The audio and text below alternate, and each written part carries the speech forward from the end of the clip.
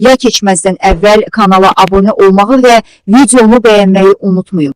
ABŞ-ın Bakıdakı səfirliyində iyunun 27-sinə planlaşdırılan Amerikanın müstəqillik günü ilə bağlı qəbul mərasimi təhlükəsizlik səbəbilə təxirə salınıb. Diplomatik nümayəndəlikdən dəvətlilərə göndərilən rəsmi məktubda bu qərarın regionda baş verən gərginlik fonunda ehtiyat tədbiri kimi qəbul edildiyi bildirilir.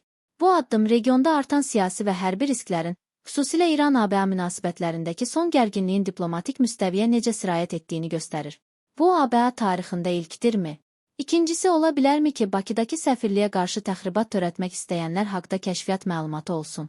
Globalinfo AZ-a danışan siyasi şərhçi Mütəllim Rəhimov deyib ki, ABŞ İrana qarşı müharibədə açıq-aşkar iştirak etdi.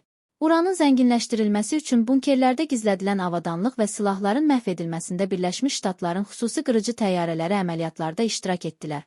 Bu isə İsrail-İran müharibəsinə ABŞ-ın qoşulması deməkdir.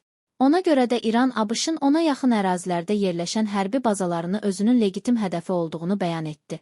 Bu hərbi bazaların hədəf seçilməsi başa düşüləndir. Çünki onlardan İrana qarşı istifadə olunur və yaxud oluna bilər. Lakin müharibə şəraiti olsa belə diplomatik nümayəndəliklərin hədəf alınması doğru deyil və bu beynəlxalq hüquqda cinayət sayılır. İran bunu yaxşı bilir. Ona görə də İranın ABŞ-ın Bakıdakı səfirliyini vuracağı ilə bağlı gözləntilərin heç bir əsası yoxdur. Əgər İran Birləşmiş Ştatların Qətərdəki hərbi bazasını vuranda əvvəlcədən xəbərdarlıq edirsə ki, oranı boşaltsınlar və insan tələfatı olmasın, belə olan halda İran səfirliyə qarşı necə təxribat törədə bilər? ABŞ müxtəlif ölkələrdə səfirliklərinin təhlükəsizliyi üçün hər zaman qərarlar qəbul edib. Səfirliyin boşaldılması, hətta bağlanması kimi faktlar məlumdur. Bakıdakı səfirlikdə müstəqillik günü ilə bağlı planlaşdırılan tədbirin ləğvi təəccüblü deyil.